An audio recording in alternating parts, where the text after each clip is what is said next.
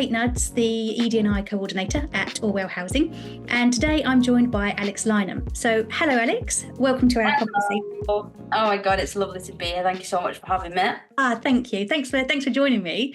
I wondered if you'd like to introduce yourself, because then you can talk a little bit about your journey, which I think is really important. Yeah, of course. So my name is Alex J Lynam.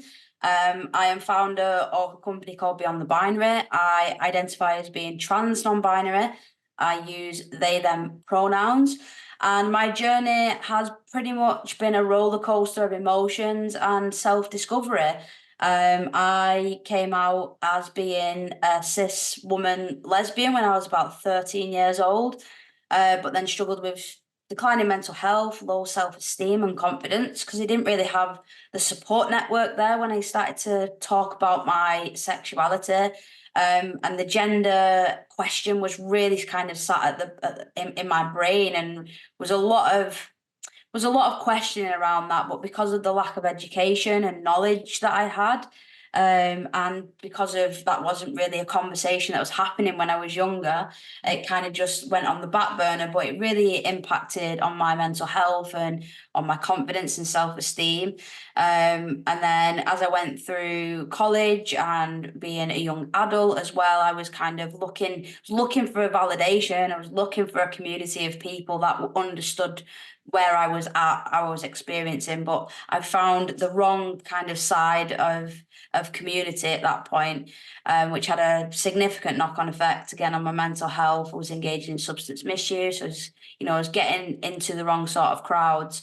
And it wasn't until I was about 22 where I was like, I need to change this. I really need to find like who I am, which unlocked a really big part of me, which was, my gender identity, finding my community, finding resonance, and, really starting to feel like me and be unapologetically me as well, which allows me now to go and speak to, hundreds of people in business and community leaders and talk about my journey and to give them the skills and knowledge so that they can create an authentic and inclusive culture for their customers, clients and employees. So yeah, it's all come from a place of passion and lived experiences mixed in with my corporate experiences of being a manager, and all that sort of stuff. So I kind of fused it together. But it's been a great journey and one that I still very much am on. So yeah. Absolutely. I love it that we're, finally we are able to be open and have these conversations. Because like you say, I guess, even 10 years ago, perhaps we weren't really having these same conversations. Oh yeah, 100%. And like these conversations are so desperately needed in all the spaces that we take up. And because there was this lack of terminology and this lack of awareness and knowledge, it's no one's fault. It just wasn't there. And now being able to kind of have these conversations authentically and be able to give people more knowledge, it really does expand what I like to say, like the colour of the world, because it makes it so much more colourful and, exciting, and, there's so much growth that people make through it as well. Yeah, absolutely. And being your authentic self, personally and at work. So important. 100%. So we have International Day Against Homophobia, Transphobia and Biphobia coming up soon. And I wondered what this day means to you. Especially, I think the theme this year is No One Left Behind, Equality, Freedom and Justice for All. Yeah, see, the awareness days mean so much to me in so many different ways, like both personally and professionally. But when we're talking about like transphobia, homophobia, like discrimination in its true form, is that it means a great deal to me, because it means that we need to start to listen and lean into these conversations more, because what we need to have this understanding of is that when discrimination is taking place, when transphobia, homophobia is happening, we need to be allies and advocates and be standing up for these things that are happening, because the impact that it has on the person that is receiving it is a significant impact on how they continuously navigate the world. Feeling isolated, feeling ashamed of who they are, feeling embarrassed for who they are, and being called out for it, being said that they are not normal. And they say the word normal like loosely, because what is normal? But, people being called out that they're not normal, or being shamed, or being judged for who they are, and mental health gets significantly impacted on that when there is discrimination happening. And for somebody who is trans and non-binary, who has dealt with discrimination and homophobia and transphobia, like we need to come and unify together. And this awareness day is about how we start to unify together, because we're just fighting against each other, and it doesn't need to be like that. It needs to be that we all unite together and see people for their own unique selves and who they are unapologetically. But I think for me as a business, it means that my work is so desperately needed, and people need to hear my story, and people need to lean into this conversation and be championed to lean into it and know that it's okay to get it wrong. But it's about how we start to get things right to overcome these horrible things that are happening to people, Yeah. And you touched on discrimination. Have you had to face much discrimination in your life? Yeah, like since I was probably about 10 years old, I've always been like what people would say a tomboy.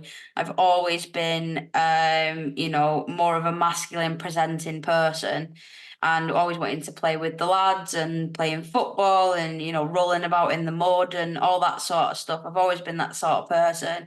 And even from when I was 10, being told, oh, girls shouldn't do that, because I was assigned female at birth, girls shouldn't do that. Girls should play with Barbies and, should be wearing dresses and doing this. And even that in itself is like, well, oh, hang on, like I'm not behaving the way that society means that I should do. So, and then that has kind of progressed as I've got older. I've been subject to verbal remarks, I've been subject to physical situations because of who I am, and because of me being openly and visibly who I am as well. And I don't hold any kind of remorse or anger against what had happened to me. It just fuels more passion within me to kind of talk about my experiences even more, and to share them from a place of strength and empowerment, and say, that we should be. This is something where our allyship and advocacy comes into this conversation, so that we can stop that from happening. So we can stop, experiences that I've faced, that I continue to face. It was literally a couple of days ago that I experienced a transphobic situation in a public area, and it still happens. Like, it's not that it stopped happening to me. It still happens, and it happens to so many people from the LGBT community every single day. And I really do champion people to stop and think about how much of an impact that makes on that human being, simply by just being who they are authentically. But yeah, I don't hold any remorse. It just empowers me and gives me strength to keep talking about it, to be honest. Yeah, absolutely. And is that where Beyond the Binary sort of came from? Is that why you started doing what you now do? Oh yeah, so Beyond the Binary, I was living in Newquay at the time, and I was having a great time, cold water swimming and surfing and all that sort of stuff. And I was out in the sea, just absolutely in bliss of this beautiful sunset. And the idea, I was just so content with myself and so happy with myself. And it made me think about all of the people who are part of the LGBT community that will not feel this contentment, that will not feel this happiness, and not being able to have their voices heard or to have a sense of belonging. And it just gave me this really big fuel of fire in my belly. And I just remember going, I need to do something about it. And that's where the idea of Beyond the Binary was birthed. And it sat with me for a while from there. And I was like, oh, maybe I should do it, maybe I shouldn't. And then I came back to Manchester, where I'm originally from. And I was sat talking to my parents about, all sorts of stuff. And I was like, this needs to happen. Like, they need to do this. And I literally launched it within 2 weeks of going to an event. And I never looked back. And that was 2 years ago. And I've had the privilege of working with some delicious business owners and community leaders and speaking on stages in front of hundreds of people and sharing my story and allowing people to get it wrong and saying it's okay to get it wrong, but we have to get it right. We have to start making these changes. And it doesn't have to be, mountain moving changes. It could literally be like 10-second changes to start to make more of an authentic and an inclusive culture in all the spaces that we take up. It was the best experience that I'd ever had when I was like, but when I was just thinking about my business, I was like, there's just so many things that I could do.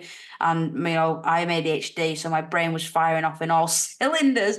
So I was thinking, oh, there's so many things I could do. And, I never managed to achieve some of those things. And some of those things I'll achieve in the future. Yeah. But yeah, I'm very grateful for the space that I take up now in the world. Yeah. I think I met you when you did your first speaking gig. So, I mean, did you Oh, know yeah. 5 years ago that you were going to be standing on stage doing a talk? I mean, how incredible was that? I know.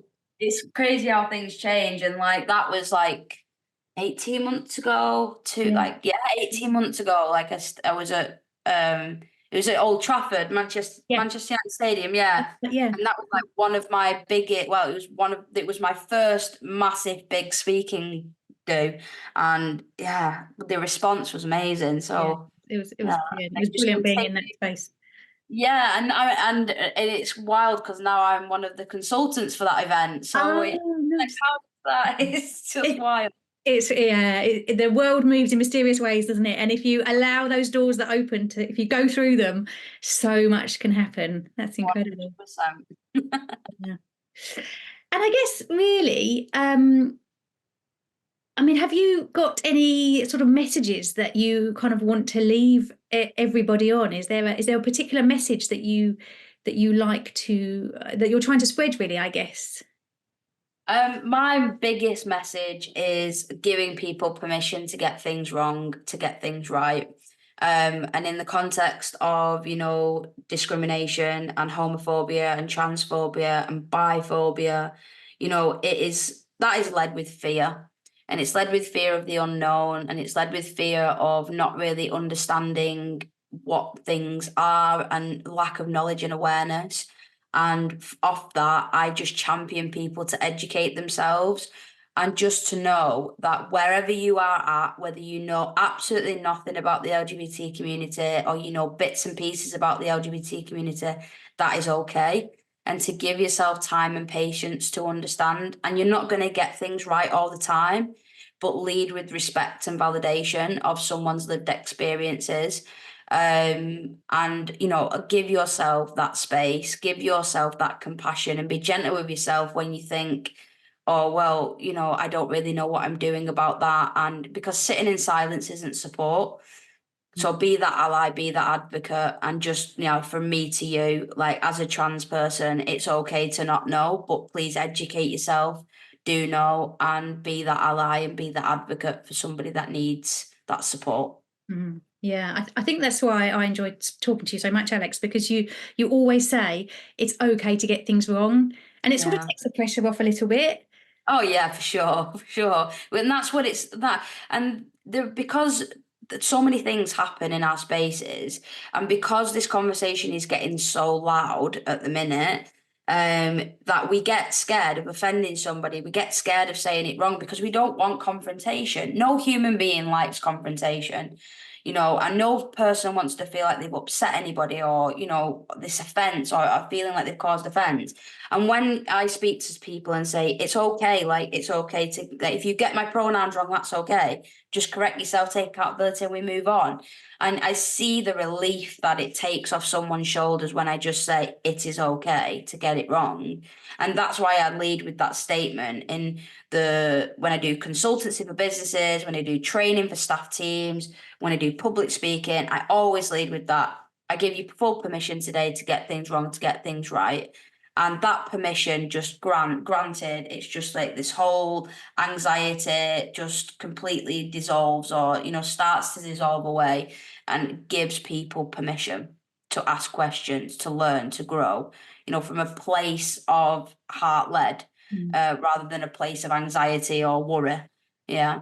Yeah, absolutely. Oh, thanks, Alex. It's been amazing to chat to you, as always. My Thank you pleasure. so much for joining me. And yeah, thanks again. Thank you so much. Thank you very much. Cheers.